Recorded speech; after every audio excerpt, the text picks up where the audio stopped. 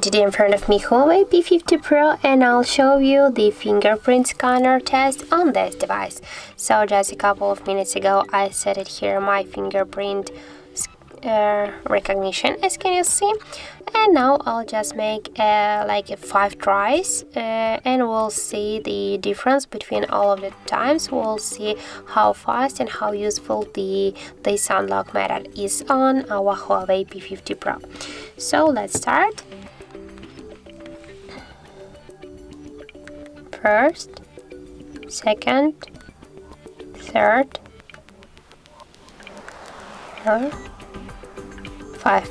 So as can you see, the fingerprint scanner is really fast method to unblock your device. So just to unblock my HUAWEI, I just need less than 1 second, I think, maybe like a half of second.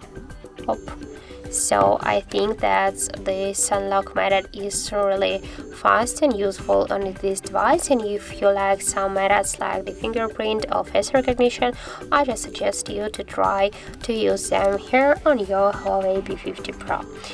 But don't forget to take care of your screen here, it to be just the clean, and your finger too, just to lock your device more fastly.